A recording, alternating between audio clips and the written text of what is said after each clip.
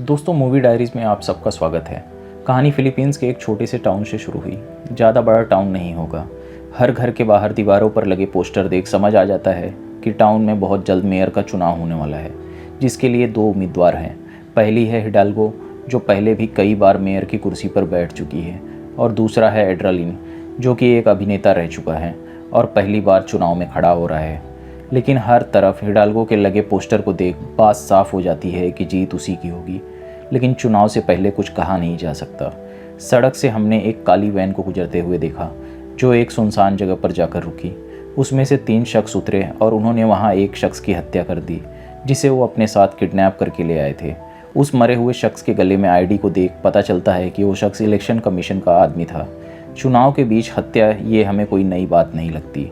शायद इस शख्स ने उसकी डिमांड को मानने से इनकार कर दिया होगा, लेकिन यहाँ पता नहीं चल पाता कि आखिर इसकी हत्या किसने करवाई होगी। इस गैंग का लीडर मिग है, जिसने उस शख्स की हत्या की। वो फ़ोन पर किसी के इंस्ट्रक्शन को फॉलो कर रहा था। यहाँ इतना तो पता चल जाता है कि एड्रालिन या हिडाल्गो दोनों में से कोई एक है जिसने इस शख्स की हत्या करवाई होगी। मिग ने फ़ोन पर कहा कि कुछ लोग पैसे लेकर बिक गए और जो नहीं बिके उन्हें ठिकाने लगा दिया।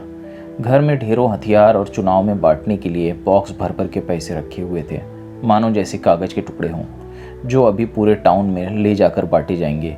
एक तरह से वोट खरीदने की कोशिश की जा रही थी। उसने एक पैसों से भरा हुआ बॉक्स देकर एक शख्स को टाउन में भेज दिया। उसने वहाँ होशियारी से दोनों पैसों का बॉक्स अलग अलग लोगों को दे दिया और उनके सिग्नेचर भी ले लिए। दूसरा बॉक्स उसने एक महिला को दिया, जिसका ग्रैंडसन पूरे टाउन में घर घर जाकर पैसे बांटने लगा। बात सिर्फ पैसे बांटने तक ही सीमित नहीं थी।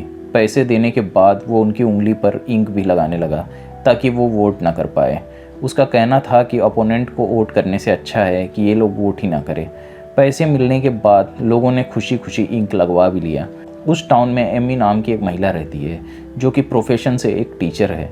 उस लड़के ने पैसे देने के लिए एमी को भी बाहर बुलाया, लेकिन एमी ने पैसे नहीं लिए।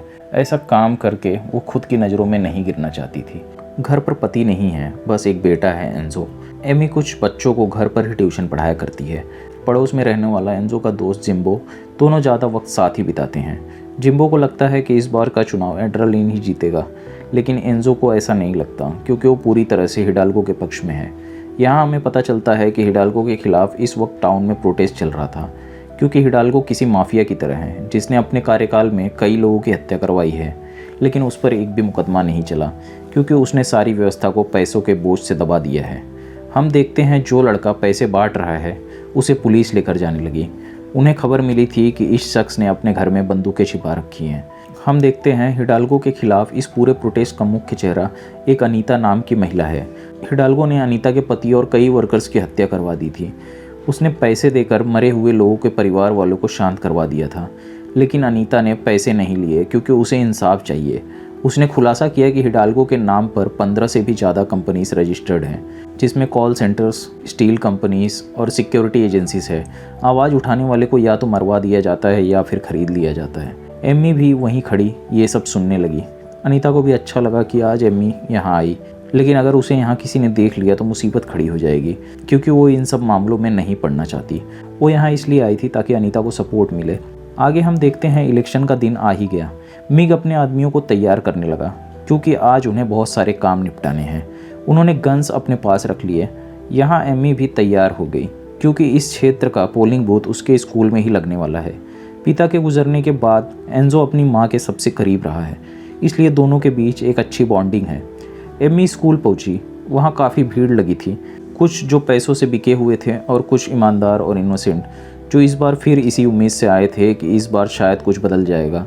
वहाँ पोल वॉचर का ग्रुप था, जिसमें एमी के साथ और भी स्कूल टीचर्स थे, ताकि हर एक मोमेंट पर नज़र रखकर नीट एंड फेयर वोटिंग को सफल बनाया जा सके। दोस्तों, फिलीपींस का वोटिंग सिस्टम भारत से बिल्कुल अलग है। वहाँ ईवीएम नहीं है, बल्कि बैलेट पेपर वोटिंग सिस्टम है। दोस्तों, यह कहानी साल 2007 से पहले सेट की गई है। उस वक्त फिलीपींस में मैनुअल बैलेट पेपर वोटिंग हुआ करती थी। 2010 से वहाँ ऑटोमेटेड इलेक्शन सिस्टम आ गया है। मैनुअल बैलेट पेपर में कैंडिडेट का नाम और कुछ थोड़े डिटेल्स फिल करने होते हैं। फिर उस पेपर को बैलेट बॉक्स में डाल दिया जाता था। इसके बाद उसे टेबल पर खोल कर इंसान हाथ से गिनती करता था, इसलिए रिजल्ट आने में हफ्तों भी लग जाते थे। इसी बीच डिले और वायलेंस के चांसेस बहुत ज़्यादा बढ़ जाते थे। लेकिन 2010 में आया ऑटोमेटेड इलेक्शन सिस्टम, जिसमें बैलेट पेपर तो था, लेकिन वोटर सिर्फ कैंडिडेट के नाम के सामने टिक करता और बैलेट पेपर सीधा मशीन में जाता, जहां मशीन काउंटिंग करती। हम देखते हैं शाम तक वोटिंग ख़त्म हो गई। काफ़ी देर तक सभी टीचर्स स्कूल में ही बैठे रहे, क्योंकि अभी तक कोई शख्स बैलेट बॉक्स नहीं ले जाने आया। थोड़ी देर बाद वहाँ एक शख्स आया जो इलेक्शन कमीशन से था। वो इस बॉक्स को गवर्नर हॉल तक लेकर जाएगा, लेकिन उसे अपने साथ 2 लोग और चाहिए जो गवर्नर हॉल तक उसे वॉलंटियर कर सके। यहाँ एमी के साथ एक और स्कूल टीचर जाने के लिए मान गया। एमी का हाथ उस बैलेट बॉक्स के साथ हैंडकप किया गया। दोनों उस वैन में बैठ उसके साथ जाने लगे। थोड़ा डर भी लग रहा था, क्योंकि ये सब कुछ थोड़ा रिस्की हो जाता है। हम देखते हैं दोनों हथियार लिए शख्स ने एक और इलेक्शन कमीशन के शख्स को जान से मार दिया। यहाँ हम देखते हैं एमी और उसके साथी को उस शख्स पर थोड़ा शक होने लगा, क्योंकि वो थोड़ा घुमा फिरा कर बातें कर रहा था। यहाँ उसने कहा कि क्या तुम्हें 10,000 मिले तो तुम ये बैलेट बॉक्स मुझे दे दोगे। यहाँ उसने उन्हें ब्राइब देने की कोशिश की। हमें पता चल जाता है कि ये शख्स बिक चुका है। उनके मना करने पर वो पैसों की गिनती बढ़ाने लगा, लेकिन उन्होंने साफ कह दिया कि वो किसी भी कीमत पर इस बॉक्स को किसी को नहीं देंगे। हम देखते हैं कि ये शख्स खुद बोर्ड ऑफ इलेक्शन इंस्पेक्टर है, लेकिन जब ईमान बिक जाए तो सब एक ही कैटेगरी में शामिल हो जाते हैं। उस शख्स ने गाड़ी ले जाकर एक सुनसान रास्ते पर रोक दी। उसने अपनी पिस्टल निकाली और दोनों को शूट करने गया, लेकिन एमी ने बॉक्स उसके हाथ पर मारा, जिससे गोली उसके साथी के सीने में लग गई। एमी ने बॉक्स से उस शख्स के सर पर कई बार मारा, जिससे शायद उसकी मौत वहीं हो गई। ज़्यादा खून बहने की वजह से उसका साथी बच नहीं पाया। एमी को कुछ समझ नहीं आता कि आखिर वो बीच रास्ते में क्या करे। उस शख्स ने कहा कि तुम यहाँ से चली जाओ, क्योंकि कोई ना कोई इस बॉक्स को लेने आता ही होगा। एमी बॉक्स लेकर वहीं झाड़ियों में छिप गई। तभी वहाँ से एक सब्जियों की गाड़ी गुजरी। एमी मौका देख उस गाड़ी के पीछे छिपकर बैठ गई। यहाँ मिक्स अपने साथियों के साथ हत्या किए जा रहा था और हर जानकारी अपने बॉस को फ़ोन पर देते रहता। सूरज ढलने को था। एमी के चेहरे पर डर और गुस्सा साफ दिखाई देता है। पुलिस के पास भी नहीं जा सकती, क्योंकि इस टाउन की पुलिस पूरी तरह से करप्ट है। ये बात वो अच्छी तरह से जानती थी। ट्रक एक जगह रुक गई जहाँ बैरिकेड्स लगे हुए थे। एमी ने आवाज़ सुनी तो चुपचाप उतरकर जंगल की तरफ चली गई। यहाँ मिग ने आकर वैन चेक किया, जिसमें ना तो एमी मिली और ना ही बैलेट बॉक्स, सिर्फ 2 लाशें थीं। उसने फ़ोन पर इस बात की जानकारी अपने बॉस को दी। यहाँ हमें पता चलता है कि इन्हें बैलेट बॉक्स चाहिए ताकि ये वोट काउंटिंग में हेर फेर कर सके। हम देखते हैं कि रात हो गई। एमी जंगल में डरी सहमी छिप कर बैठी है, क्योंकि हर तरफ उसकी सर्च हो रही थी।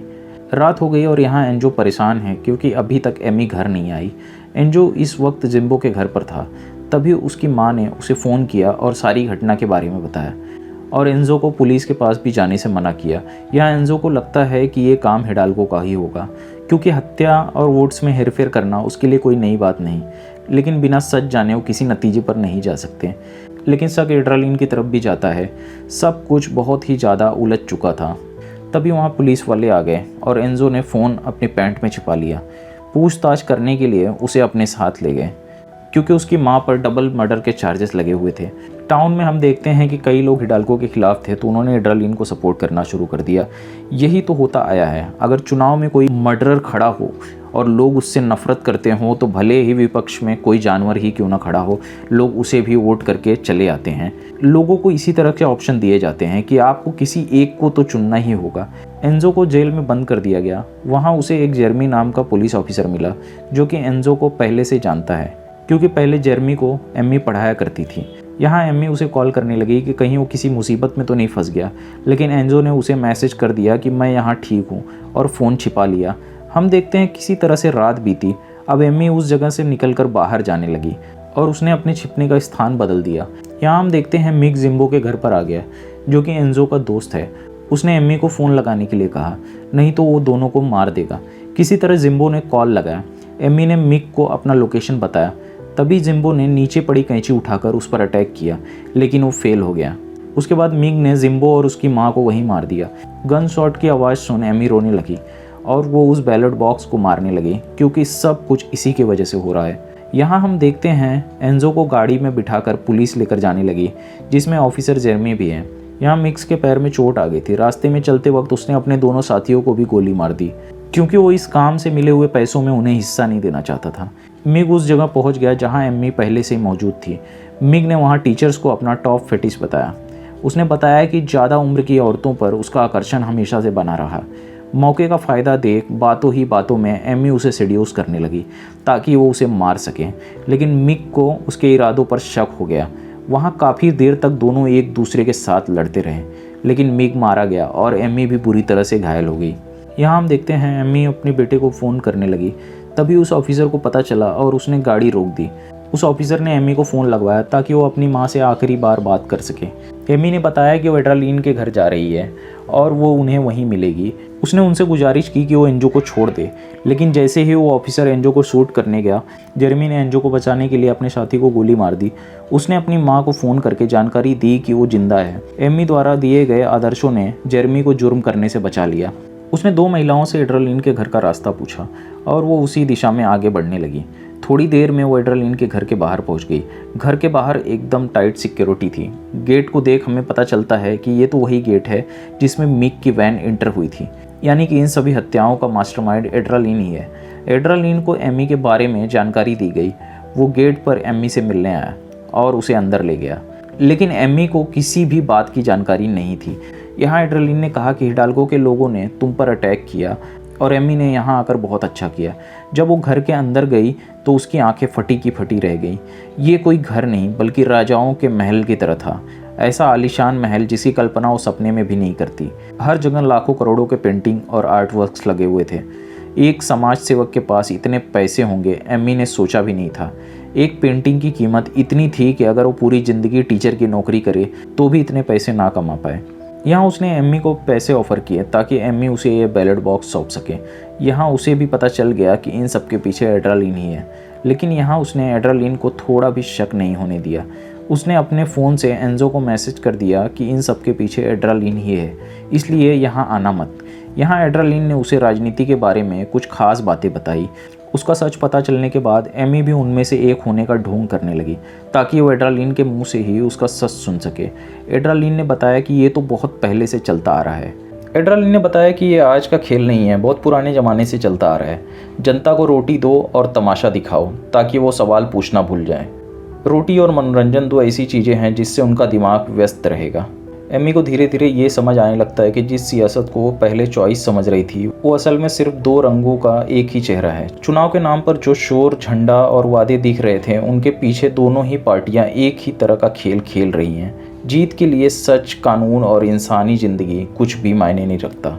उस पल एमी को लगता है कि वो किसी गलत पार्टी के खिलाफ नहीं बल्कि पूरे सिस्टम के खिलाफ खड़ी है। जब चुनाव के दौरान हत्या करवाई जाती है और उसे एक नॉर्मल इंसिडेंट जैसे ट्रीट किया जाता है, तब एमी का भ्रम टूट जाता है। उसके लिए ये सिर्फ एक जुर्म नहीं बल्कि इस बात का सबूत है कि दोनों ही पार्टियां जनता को सिर्फ उपयोग की चीज़ समझती हैं। वोट उनके लिए आवाज़ नहीं, सिर्फ एक नंबर है, और अगर वो नंबर दिखाने के लिए किसी का खून भी बहाना पड़े तो वो भी मंजूर है। इसी एहसास के साथ एमी के अंदर एक गहरा सा सन्नाटा भर जाता है। अब वो किसी पार्टी से उम्मीद नहीं रखती, किसी झंडा या निशान पर भरोसा नहीं करती। एमी की नज़र से देखा जाए तो इस लड़ाई में जनता कभी जीत ही नहीं सकती। यहाँ जब एंजो ने अपने दोस्त जिम्बो की लाश देखी तो पूरी तरह से टूट गया। उन्होंने जाकर सारी बात की जानकारी अनीता को दी। अनीता टाउन के कुछ लोगों को लेकर एड्रेनालिन के घर के बाहर प्रोटेस्ट करने पहुंच गई।